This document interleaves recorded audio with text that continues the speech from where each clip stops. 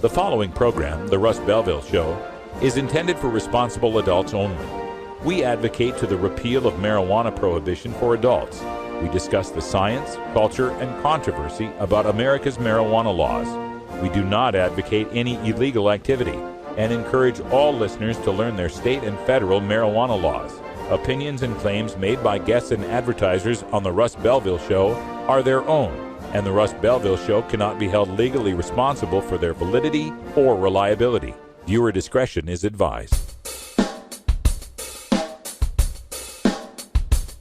You take a seed, you plant it, you grow it, you dry it, you roll it, you smoke it. You take a seed, you plant it, you grow it, you dry it, you roll it, you smoke it, and it goes down smooth. Hey! Spanning the continent to bring you the truth about cannabis and marijuana law reform. I smoke pot and I like it a lot. From the promise of legalization. And I think that we think it can criminalize our marijuana laws. To the agony of prohibition. One major responsibility is to encourage people to use less drugs. The Russ Belville Show, the voice of the marijuana nation. Yeah, I hear you had a question for me. Now, here's your host, Radical Russ Belville.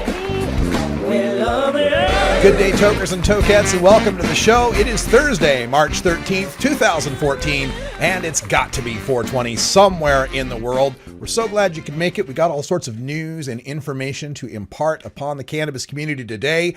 The ball is still moving forward, but in some places, maybe not the same way we'd like to see it moving forward. We'll talk all about that in today's show. Coming up, we've got some videos today from law enforcement against prohibition. Some of the finest former cops, prosecutors, judges, etc., all saying that drugs should be legalized. So stay tuned for that at half past the hour. At 45 past, we're going to have time for a radical rant. We're going to show you how these CBD-only bills are moving us right into the medical marijuana box canyon, something I've been predicting for about 4 years now. So we'll take a look at that in the radical rant. Also on today's show, it's time for our daily toker tunes for Groovin' Thursday, and we've got a tune from I Love You. No, Isle of View. Well, it's kind of a pun, but we'll explain that when we get to our daily toker tunes today. Also on the show today, we'll have a chance to go behind the headlines. There's some new enrollment figures for Colorado's public universities that seem to show a mass spike in enrollments since the passage of Amendment 64 legalizing marijuana. Of course, the people at the colleges are quick to deny that, but we'll take a look at the numbers and the data. You can make your own decision on this.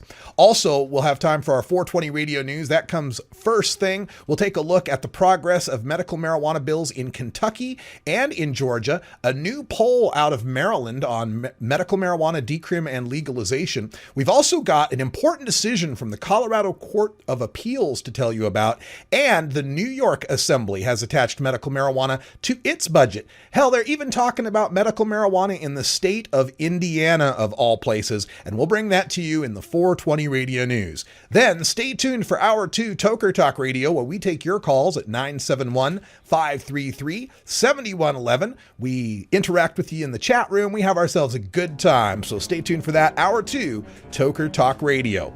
The news is next. You're listening to The Russ Belville Show on 420radio.org, live from Rolla J Studios in beautiful Potland, Oregon. Stick around.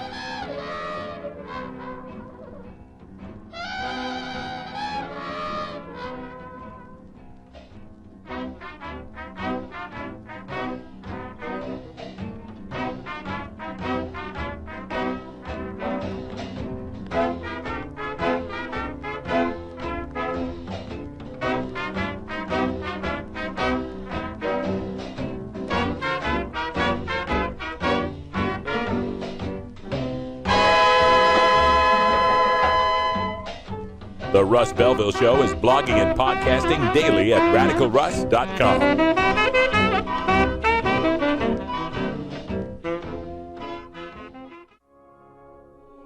The law offices of Omar Figueroa would like to remind you to stand up for your rights. Please do not give up your precious liberties. There's nothing wrong with standing up for our constitutional rights, and in fact, it's the best way to honor the Constitution that recognizes our natural rights. Treat law enforcement with respect and respect the Constitution by standing up for your rights. If you are detained or arrested, stand up for your rights by repeating, "I respectfully invoke all of my legal and constitutional rights. I do not consent to any search and seizure. I want to remain silent, and I want to speak with my attorney, Omar Figueroa."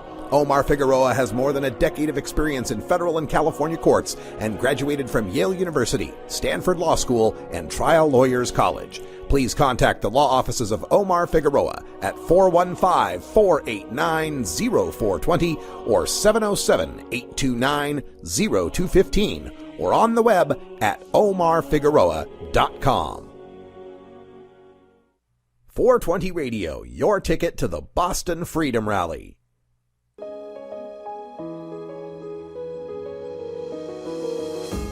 Cannabis Outreach Collective is an alternative health and wellness option located in Gladstone, Oregon, that serves patients in the Portland area and beyond. We are a full-service alternative health and wellness collective accommodating patients with natural, organic, holistic, and homeopathic remedies, nutritional guidance, advice, education, and medical cannabis, fully in accordance with Oregon OMMP law. You can find out more about Cannabis Outreach Collective on Facebook at COC503 or by emailing cannabisoutreachcollective503@gmail.com or by telephone at 503-853-1319. Check out our menu on Weed Maps and visit Cannabis Outreach Collective today.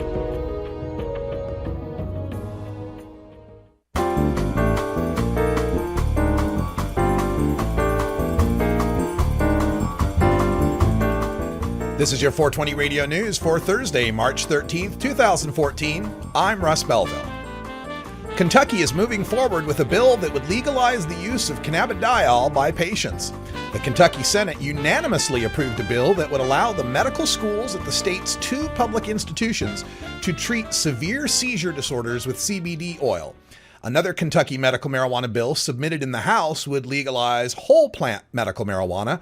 That bill was moved to the Judiciary Committee rather than to the House floor for a vote, effectively killing it for the session, according to its sponsor, Representative Mary Lou Marzian. Senator Julie Denton, co-sponsor of the CBD-only bill, said her bill was the only one that could survive both legislative chambers and get the governor's signature. There is still some question as to how the universities of Kentucky and Louisville would acquire the CBD oil, as nothing in the bill provides for the production of cannabis plants, regardless of THC content. The Georgia legislature is also considering a CBD-only medical marijuana bill that was unanimously approved by a Senate panel Wednesday.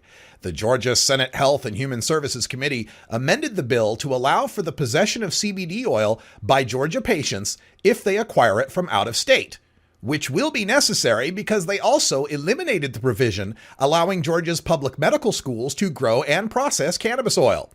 Crossing state lines with CBD oil is a federal crime, but Georgia lawmakers don't see that as their problem. Quote, "Let's leave that decision to the parents," said bill sponsor Representative Alan Peake. "If they are willing to take the risk that a TSA agent will arrest them with a vial of oil, let's let them make that decision." End quote.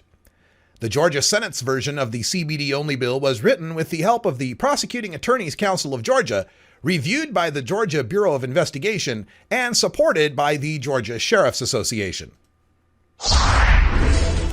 Voters in Maryland are slightly in support of legalization and strongly in support of decriminalization of marijuana. A new poll by Goucher finds that 50% of Marylanders support legalization, with just 39% of them opposed. Interestingly, when asked about regulation of marijuana compared to alcohol, support jumps to 57% for treating the two substances similarly. If there are to be punishments for possession of marijuana, 45% of Marylanders prefer fines, 36% support rehab, and only 7% thought jail time was appropriate. A majority of Marylanders don't believe marijuana is a gateway drug, and their support for medical marijuana is at 90%. Senate Bill 364, which would decriminalize possession of 10 grams of marijuana as a fine-only offense, passed its second reading. Senate Bill 658, which would legalize an ounce of bud, 5 grams of hash, a pound of edibles, and a 6-pack of tincture, has been stuck in committee since February. But its companion bill, House Bill 880, had its first hearing today. The Colorado Court of Appeals has ruled that defendants who were appealing their marijuana possession cases when Amendment 64 passed may have their convictions overturned. The second highest court in the state ruled on the case of a woman whose multiple drug charges included possession of 1/3 of an ounce of marijuana. The justices explained they had a duty to follow the will of the voters, and defendants were eligible for post-conviction relief if, quote, there has been significant change in the law, end quote. The ruling could affect hundreds of minor pot possession convictions, and Colorado Attorney General John Suthers said his office is reviewing the decision. The New York Assembly has attached a medical marijuana bill to the budget. The bill would authorize a patient to possess up to 2.5 ounces of marijuana. Physicians would be able to recommend marijuana for, quote, serious medical conditions, end quote, that include cancer, glaucoma, HIV/AIDS, Parkinson's disease, multiple sclerosis, spinal cord damage, epilepsy, wasting syndrome, Crohn's disease, post-traumatic stress, neuropathy, arthritis, lupus, and diabetes. Medical marijuana would be taxed at 10% of the retail price, and patients would have to join a state registry. The plan would allow for whole plant marijuana and be more expansive than the proposal by Governor Andrew Cuomo to simply revive a dormant 1980 medical marijuana law that critics contend would be unworkable. The Assembly's Democratic majority believes medical marijuana fees and taxes would bring in over $65 million in revenue per year.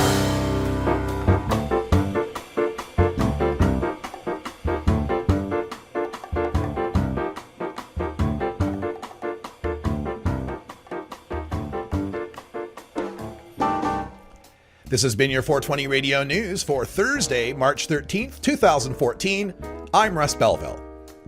Transcripts of 420 Radio News are available exclusively at 420radio.org. When we come back, we'll go behind the headlines and ask, would legal pot help you choose Colorado's higher education? You're listening to The Russ Belville Show on 420radio.org. We'll be right back.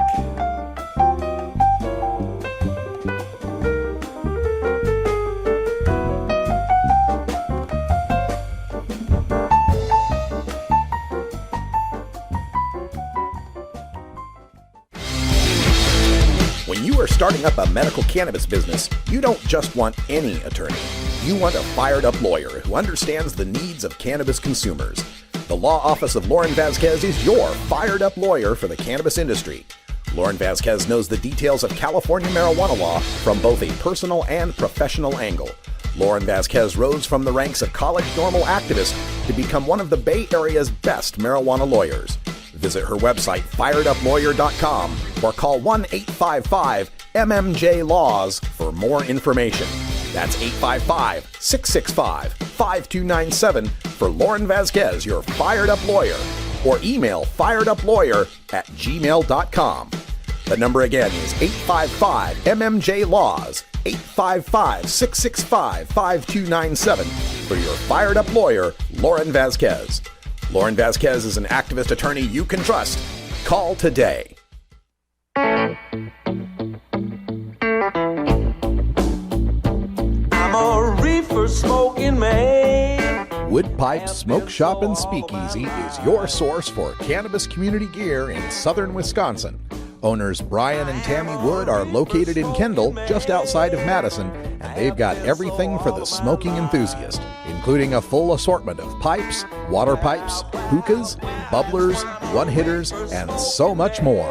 They're open noon to 8 p.m. Monday through Saturday and can help you with your detoxification therapies as well. Call 608-466-7473 or email woodpipes@yahoo.com for more information. That's 608-466-7473 or email woodpipes@yahoo.com. And as always, go pack go. Fun.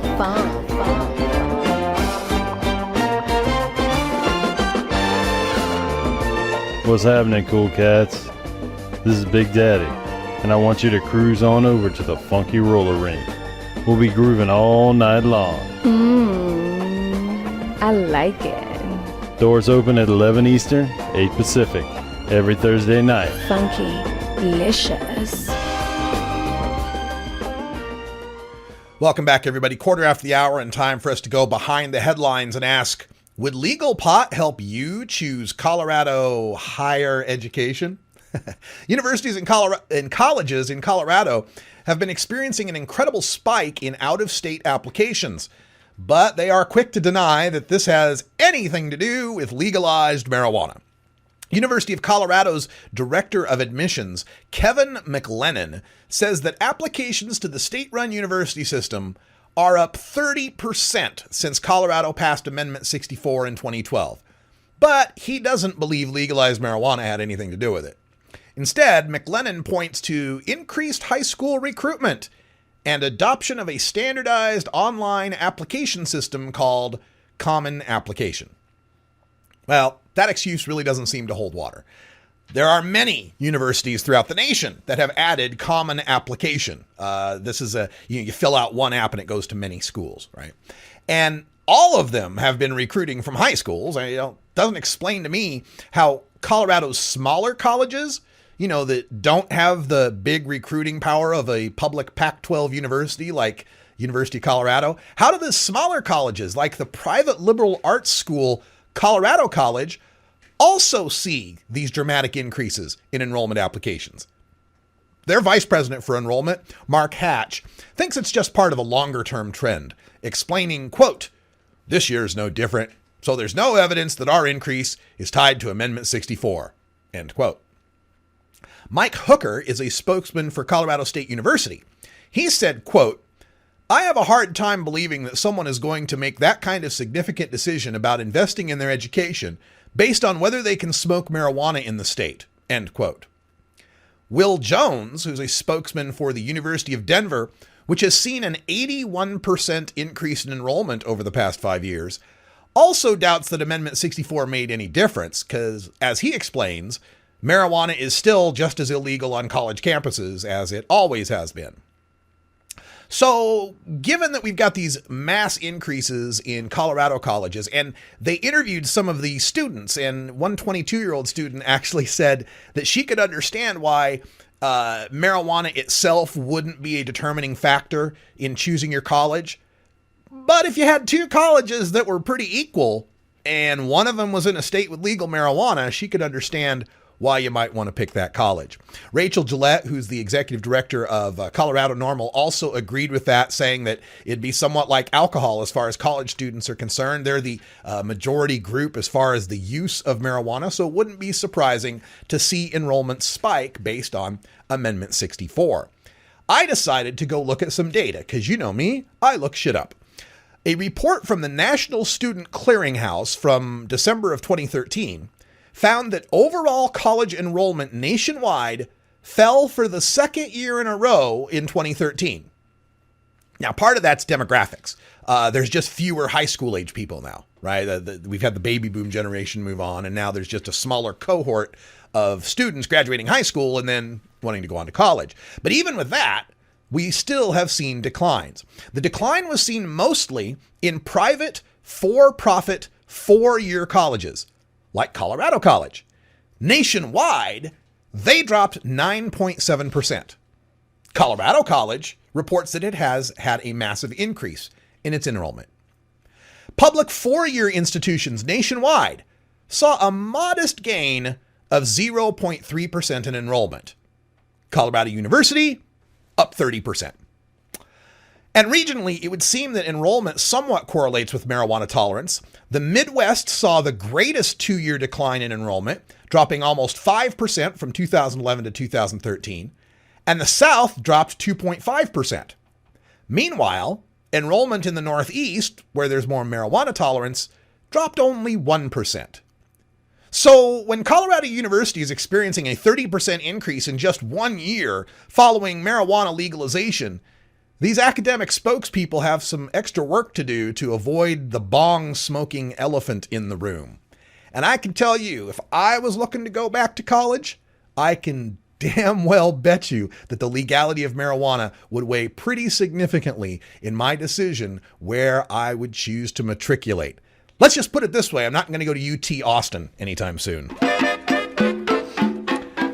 Not that it's a bad school. University of Texas is an awesome school. Love it. Love Austin, Texas. Although my condolences go out to the family and friends of the people who were killed and injured by the drunk driver at South by Southwest. We'll talk about that in hour 2. That funny reefer man, a reefer man.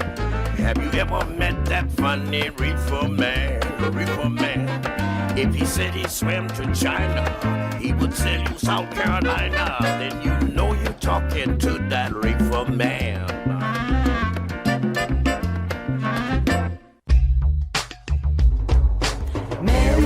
Marijuana, do you wanna? Mary, do you wanna tonight? As marijuana goes mainstream, you need to be armed with the facts. Nobody can teach you better than Dr. Mitch Earlywine, Ph.D. You may know Dr. Mitch from his column in High Times magazine or his weekly appearance on the Russ Belville Show. Dr. Mitch is also the author of some of the best books on marijuana science, culture, history, and health, including Understanding Marijuana, Parents' Guide to Marijuana, Pot Politics, and more. Visit Amazon.com and search for Mitch Earlywine, that's EARLEYWINE, and order your books today. You can also contact Dr. Mitch by email at 420research@gmail.com.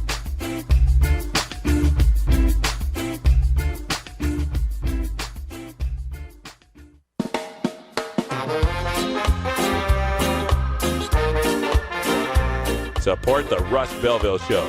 Text the word Russ to 420-420 and connect with the National Cannabis Coalition. You can also send $10 to the Russ Belville Show right from your smartphone. That's Russ to 420-420.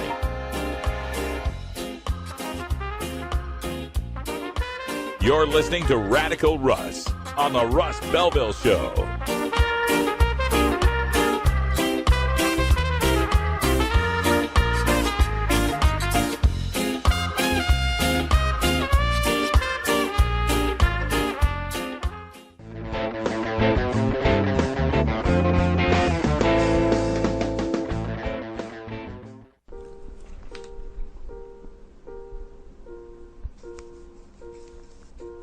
Marijuana is harmless.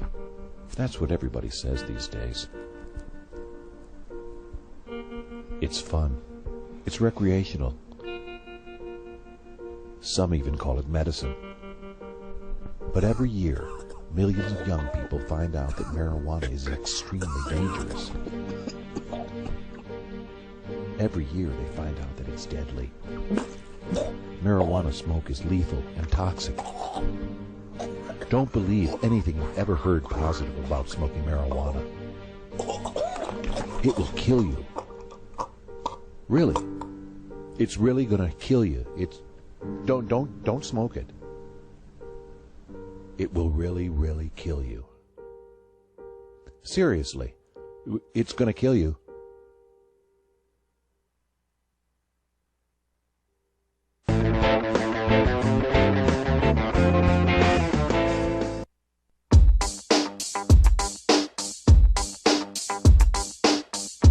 Everyone knows music and marijuana go together, so let's wind up our 20 after break with the Russ Belville Show's Daily Toker Tunes, the best in pod-safe 420 music from around the web. Today is Groovin' Thursday, featuring rap, hip-hop, soul, and funk music. Now, sit back and enjoy your Daily Toker Tune. All right, welcome back, everybody. Big reminder here at 420 Radio and the Russ Belville Show, we are looking for a Groovin' Thursday music editor. If you'd like to be a part of our team, become an automatic silver VIP, get all sorts of kudos and accolades, and bring us a song once a week, we'd love to have you on our team. It's just a volunteer position, but you can be a part of 420 Radio and help shape the sound. And folks, I'm telling you, Groovin' Thursday is the easiest day to find pot-related music because you got R&B, soul, funk, hip-hop, and rap. And you could probably fill up a whole year worth of just rap singles about marijuana. So if you're looking to join us, just go to our contact form, 420radio.org/contact. Send us an email today. Also, if you're into sports, we've begun our 420 Radio Reefer March Madness. You can visit it at rad-r.us/420madness with a capital M. And we'll provide that link as well on our website. It's our NCAA Big Dance 64 March Madness bracket contest. Got a few people involved, and if you'd like to join, go to the 420 Radio contact page, look for the subject on Reefer March Madness, send it in, and we will send you back the password to join. And we hope you will enjoy. We'll have all sorts of great prizes for our winner. All right, so for today, for Groovin' Thursday, I got to turn things over to Brian the Red, who found this tune from a group called Isle of View. Well, I found it. It found me, whatever. I went to the Hempfest tryouts for getting your band to play on Hempfest that the Lion Pride Productions is putting on here at the Hawthorne Theater every Tuesday night. And a couple weeks back, our good friends Mac and Dub were playing, so I went to give them our support. And this other band was right before them, and they were kind of a reggae-ish, kind of soul-ish. They were furries, so but it was interesting. It was good music, so I recorded some of it, and of course it was a track called Mary Jane, so thought we'd add it to the library. We can't have enough tracks called Mary Jane. No, let's add another one. Listen up. This is Isle of View. A special friend of ours. Her name's Mary Jane. Anybody know her out there? Do you guys know Mary Jane? You know Mary Jane? I thought you might. I thought somebody might. Mary who? Mary who?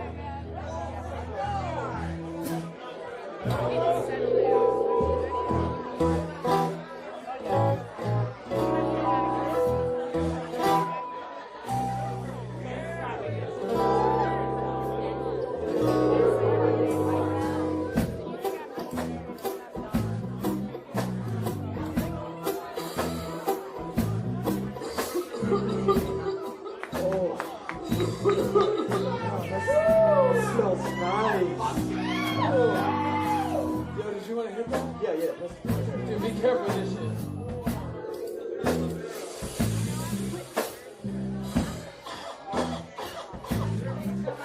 Don't you be careful. I feel hungry. Love is Mary Jane.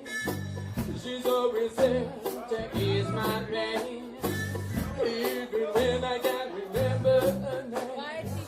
Always know she's gonna be Mary Jane, always treat me right, Mary Jane. On my lips all night, will I wrap her up twice, but not too tight. I let her take me to the highest high.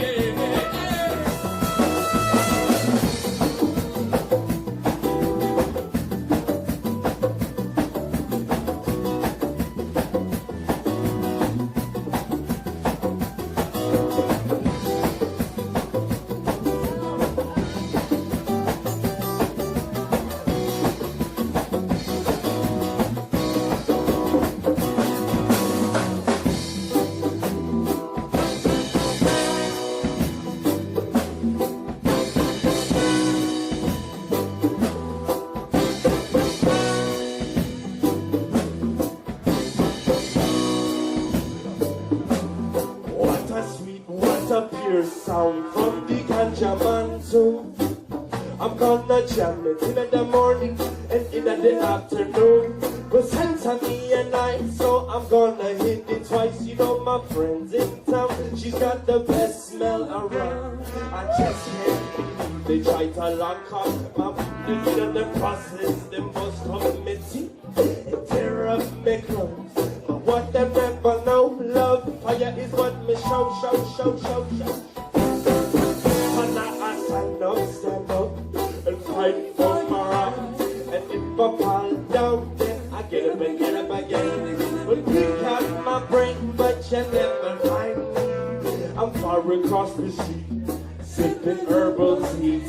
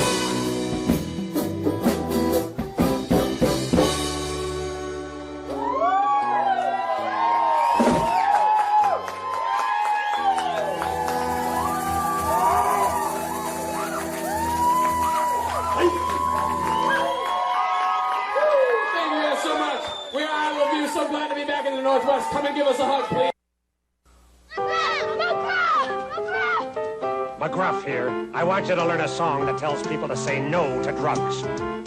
Users are losers and losers are users. So don't use drugs, don't use drugs. Winners don't use and users don't win. So don't use drugs, don't use drugs. If you know a user even part of the time, tell them to quit, take a bite out of crime. Users are losers and losers are users. So don't use drugs. Don't use drugs.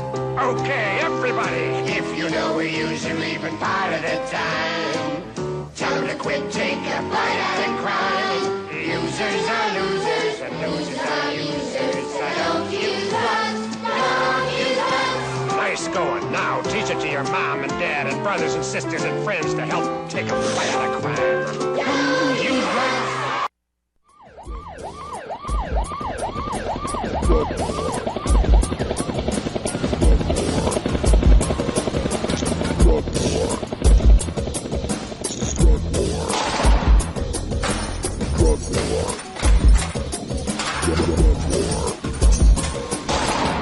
One of the most disturbing elements of the Prohibition War is how it's made police the enemy of otherwise law-abiding cannabis consumers.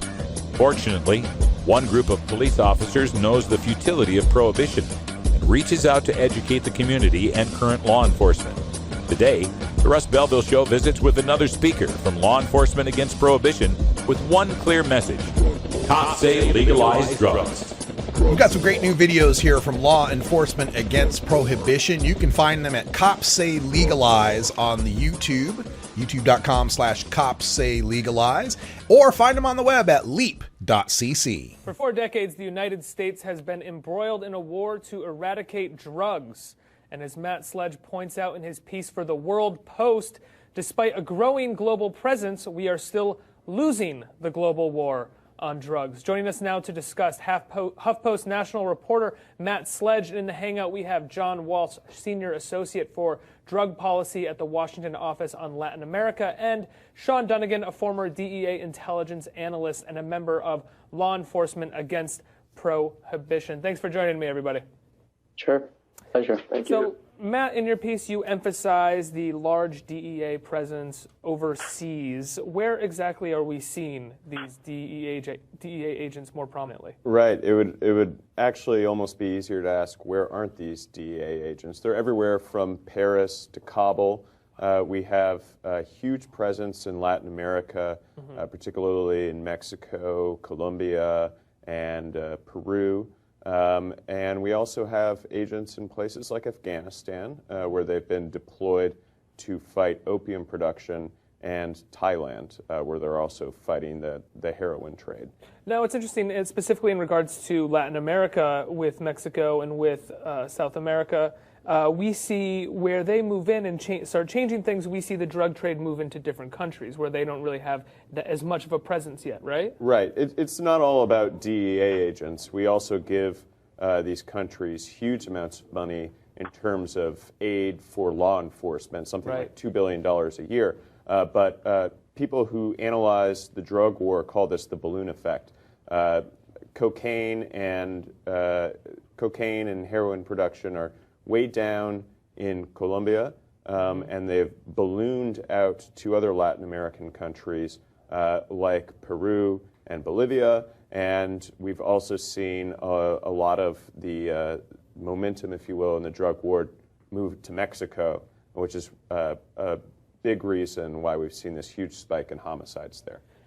Now, this balloon effect, is this the only result that we're seeing from the global presence? Are there any other beneficial consequences that we've seen? Right. Well, I guess the reason we've been sold the idea that we need to send all these agents and all this money abroad is to hopefully reduce the negative consequences of drugs, both in these countries abroad and in the United States.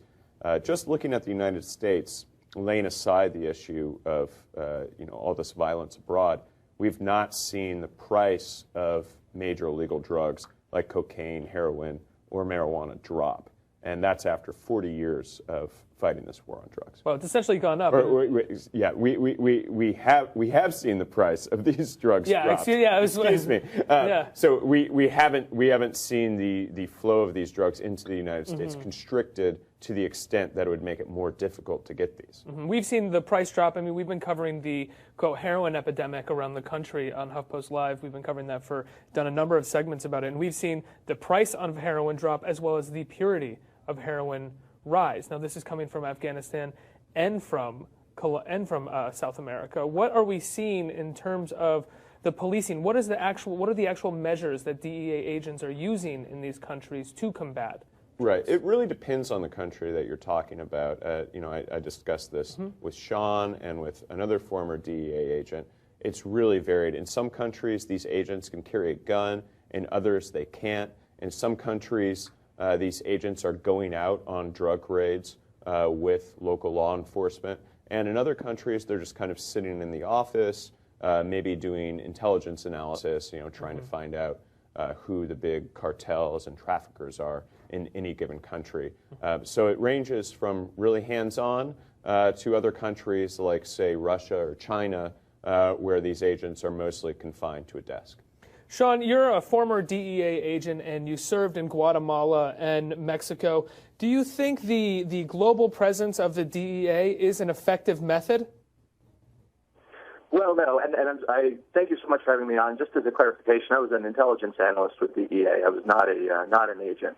But no, I mean, to answer your question, right, if we look at the metrics of success, there's no way that one could come to the conclusion that this has been that this is effective, having so many DEA personnel overseas and the other things we do overseas, but the vetted units and the money that's sent for aid for interdiction and eradication.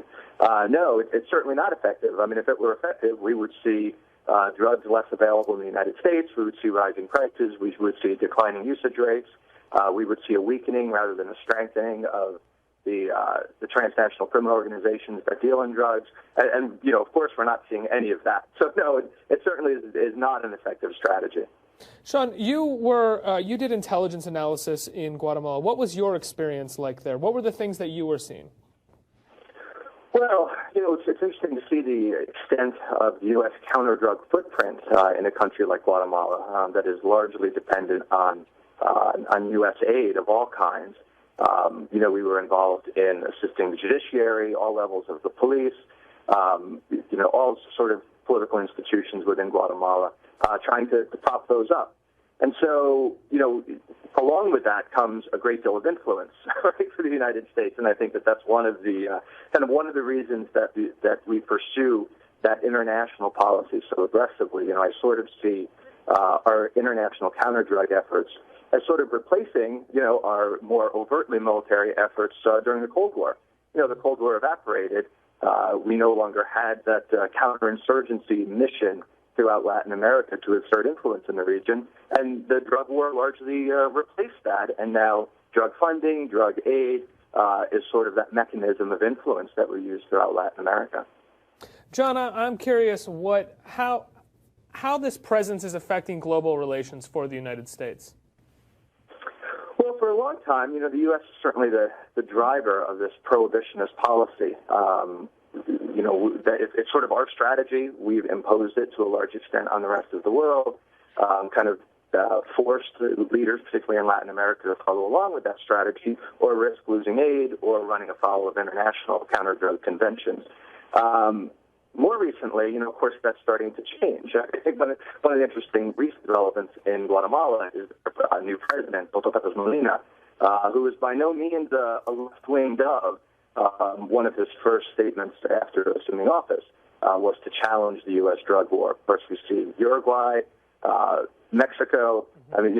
So we're really, I think, starting to see a shift that eventually will lead to a critical mass where, leaders in Latin America that are, bearing the brunt of the drug war are going to challenge the U.S. effectively and really kind of move away from this law enforcement-centric prohibitionist policy towards some more progressive counter-drug strategies. I want to talk about the more progressive counter-drug strategies in just a minute. John, you're the Senior Associate for Drug Policy at the Washington Office on Latin America. Talk to me about what you're hearing, what you're understanding about our relationship with Latin America and how that corresponds with the presence of DEA agents in some of these countries. Well, as was pointed out earlier, the DEA is only a piece of that problem, I would say, in terms of U.S. relations with the rest of the hemisphere. Drug policy has been one of the centerpieces of U.S. policy towards Latin America now for several decades, and it has been an irritant the entire time. I think Sean is right that the changes that are happening in the region now are often in reaction to a hardline, zero tolerance, you'll do what we say approach on the part of the U.S., and countries are saying, we've done this now for decades, we've adopted your recipes, sometimes under duress, and it's not working for us. It didn't work for you, and we're going to try some new approaches. And Uruguay is, I think, the most dramatic example of that because they've passed a law that would legalize and regulate cannabis. How has that worked out for them? Well, so far the question is there international pressure for them to backtrack? I think within the region, if other countries aren't coming out vocally in support, at least they're not condemning it either. In other words, there's the flexibility from their colleagues in the region to go forward. They still have to write the rules for the new law, so it's premature to say how it's going to work. I think they have a good chance to make it work. And the other really interesting point is, in the past, even within the past few years, the United States might have been vocally opposed and pushed back on Uruguay and cite the international conventions as a reason why this kind of innovation could not be permitted. Well, because Colorado and Washington passed similar laws, and because the federal government is, I think, correctly accommodating those laws going forward at the local level in the U.S. is in no position now to push back on Uruguay. And I think that further opens this space for innovation, experimentation, and experimentation means, all right, well, let's learn. And the comparison isn't, are we doing better than a perfect situation, or is the comparison, can we do better than the disaster that we have now? And I think the experience will show that we can do better. Absolutely. Matt, in your piece, you also talk about FAST teams, foreign deployed advisory support teams. What exactly are those? They're kind of like the SWAT teams of the DEA abroad. They came about when we started to go to Afghanistan to serve as, kind of the drug arm of drug enforcement arm of our military mission there. And after they were deployed in Afghanistan, they've started to be transferred to Latin America. And a lot of this was kind of happening under the radar until just a couple of years ago in Honduras, when there was a drug raid that kind of went horribly wrong, and it appears that several civilians were killed. And there's still a lot of murkiness around exactly what happened. There was a FAST team there. There was a recent long New Yorker article about this, and we still don't have a lot of answers about what happened. But I think it's caused a lot of people in Latin America to rethink the very aggressive stance that the DEA takes in some of these countries. Very much going out on these missions, with big loaded weapons ready to enforce. Mm-hmm. This situation, what you're talking about here, this one situation with a FAST team, this is only really one that we know about. Is this something that we're hearing more and more happens more often? I can't answer that. Maybe Sean can, just because he has better connections there. Sean, are these FAST teams, why are they so problematic? Is this something that happens more often than just this one story that Matt was telling? Yeah, I'm not familiar with another incident like that where there was a shooting of innocents. But, anytime you take what are essentially troops, right? I mean, they're agents, they're badged and credentialed agents, but they're flying with military weapons and military helicopters through what could reasonably be described as a hostile area. Bad things can happen. So I'm not familiar with another incident like that. If there were other incidents like that, I would not expect the DEA to be particularly forthcoming, just as they have not been forthcoming releasing details of the shooting in Honduras. But, invariably when you kind of set something like that up and put that in motion, it's a dangerous situation. You're creating a dangerous situation where tragedies can occur. It's incredible to think, really of the violation of national sovereignty in these countries where FAST teams operate. I mean, we would not accept a Black Hawk full of Royal Canadian Mounted Police to be flying through New York, right? But that's essentially what we're asking our Latin American and, of course, Latin American countries and, of course, Afghanistan and throughout the world. So, it's just a tactic that I think really invites more tragedies like what occurred in Honduras. And again, kind of invites that pushback against the broader American counter-drug policy. Mm-hmm. Now, John, if we all agree, myself included, that we need a new approach, we're talking about the global level, but I think on the local level in the United States, we need a new approach in terms of this drug war. What does that new approach look like? What are the alternatives? Well, lots of it is already being talked about and actually already happening. In the first instance, we over-incarcerate dramatically. We use incarceration as if it's a cheap and effective way to deal with the problem. It's neither. And I think there's an increasing recognition, bipartisan in this country, that we need to wean ourselves of this over-incarceration binge and find alternatives for dealing with not just users who shouldn't be locked up for using at all, but low-level, nonviolent dealers. There need to be alternatives to incarceration and strict criminal enforcement. John, doesn't the alternatives, and take this to Matt and Sean as well, the alternatives for these low-level dealers and the alternatives for these very poor countries a lot of times is economic resources. We need alternative economic resources. The drug trade is essentially, for a lot of people, their only means to an economy. Right, and this is something that the Obama administration, rhetorically at least, has emphasized for years. We need to build these economic alternatives. We need to create some opportunity for the poor poppy farmer in Afghanistan to grow something else instead. It's a troubled enterprise just because any economic development efforts that the U.S. Attempts to prop up are troubled. Economic development is really tough. Also, how difficult is it to create a sustainable economic development that can in any way rival what you could make off of drug trades? Incredible profits off of opium, usually not when you're the low-level farmer, but when you're higher up in the criminal enterprise. Another thing that I talked about with John for this piece that was really interesting to me was there's a big emphasis in a lot of drug enforcement in going after the biggest criminal groups, trying to get the most kilos on the table for that nice photo op, or for the picture where you have this big pile of marijuana bales burning up. What John suggested was that maybe instead of going after the most kilos, we should go after the most violent organizations, the most violent people, because the violence caused by these drug organizations is so disruptive. Mm-hmm. John, I want to give you the last word as he was bringing up in terms a conversation that the two of you were having and going after the most violent organizations. Is that not something that we've seen in Mexico and seen the deaths skyrocket even more? Or is the drug war in Mexico as vague as it is here and in other countries?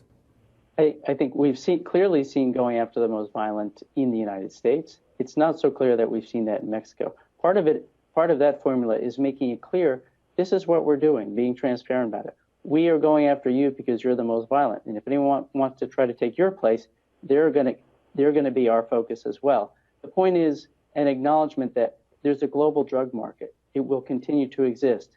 We can't eradicate that, but we can shape the market in ways that are less violent in particular and less harmful overall for communities. In the United States, there's been a lot of this done at the local level that has prevented violence and reduced levels of violence. In foreign affairs, the United States ought to be presenting this as a much more productive and constructive way to do drug enforcement. The problem is drug enforcement is a sort of single vision. We just have to chase the drugs. We have to stop the supply. That's not going to bring us very far. And rather than decrease violence, it's going to tend to spark it. Well, John, thank you so much. Matt, thank you so much for joining me. And Sean as well, thank you so much for joining us. It's a conversation that I'm positive that we're going to continue having here at the HuffPost Live and on the World Post, where you can find this article. Keep watching HuffPost Live. There's a lot more coming up next. All right. Big thanks to the folks at Law Enforcement Against Prohibition for providing that video from HuffPost Live. Sean Dunnigan, of course, has been a guest on this show on a prior episode or two, so you can check our archives for that at 420radio.org. Check the Thursday episodes. Those are the ones where we feature our LEAP speakers. We're going to take a short break, and we won't have enough time for a rant at the end, so we'll have one more short video from Law Enforcement Against Prohibition. We'll move the rant into hour 2. Stay tuned. We'll be right back.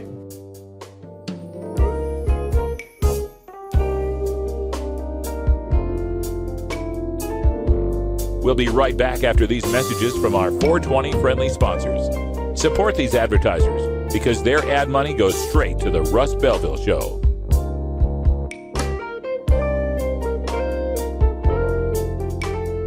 You're tuned into the Russ Belville Show, the voice of the marijuana nation.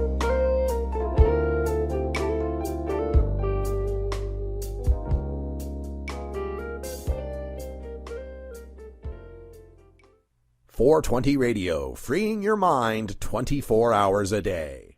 In the best of the rest of the news, residents of Colorado will go green this New Year's, but not because they drink too much alcohol on New Year's Eve. It's because on Wednesday, the first day of 2014, recreational marijuana shops will officially become legal in that state. Personal use was already allowed in Colorado following the 2012 elections, but the start of totally legal marijuana shops is something new and different and totally exciting. For the first time ever, Americans will get the chance to purchase marijuana just like they do alcohol. And what's more, Colorado officials believe the allure of legal marijuana shops will lead to a big tourism boom, helping bring in much-needed jobs and revenue to their state.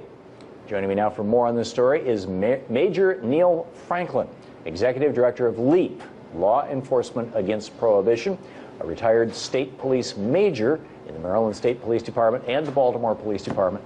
Major, welcome back to the program. Great to have you with us. Thanks for having me back. Thanks for joining us. First, the basics. Legalized pot shops. What's this going to mean for people in Colorado? It's going to mean many things for the people in Colorado.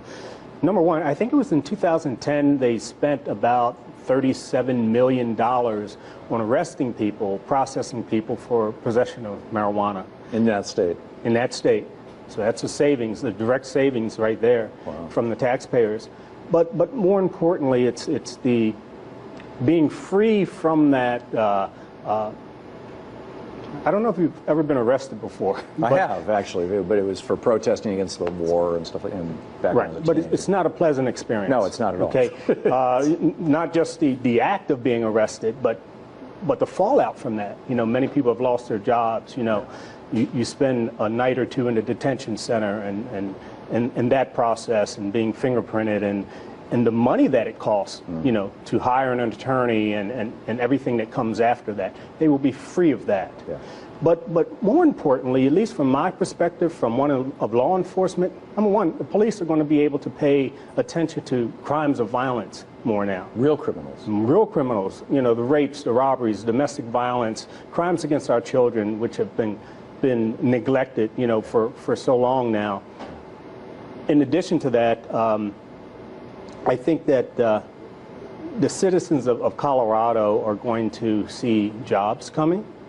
They're going to be one of the very few states to economically pull themselves, you know, up out of this downward spiral that many states and cities are in today. Yeah. What we've been hearing about are the direct cost savings, the direct money that will be coming from taxes, but no one's talking about the indirect savings and the indirect money that's going to be coming into the economy in Colorado from those thousands of people who will be put to work. Right. You know, they'll be paying taxes. You mean like after Prohibition ended, the restaurant business boomed in the country's cities? Because you could have a glass of wine with dinner. So all these new employees are not just paying taxes. They're spending money in the local stores and buying cars and buying homes and paying their bills on time. We have just a minute left, but I'm curious your take from a law you're a police officer, from a law enforcement point. I think this is a bad day. January 1st is going to be a bad day for criminals. It's going to be a bad day for the cartel, at least those who are operating in Colorado and soon to be Washington State.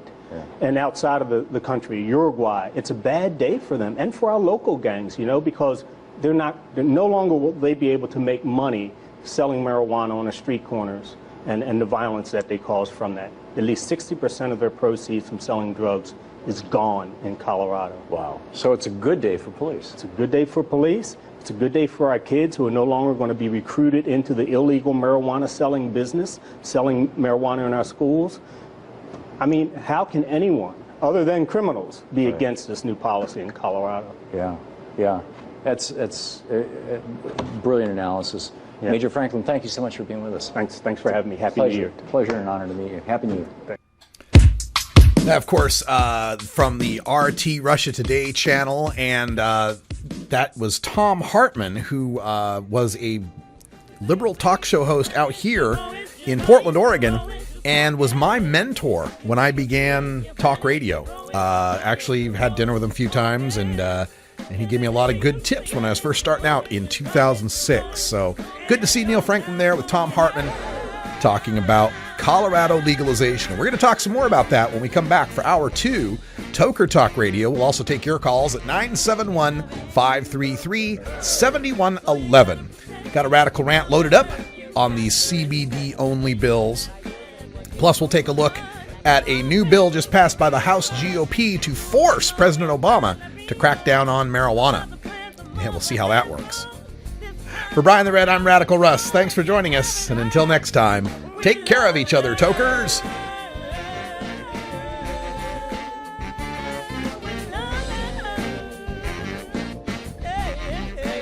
This is the Russ Belville Show. The Russ Belville Show is blogging and podcasting daily at radicalruss.com. You take a seed, you plant it, you grow it, you dry it,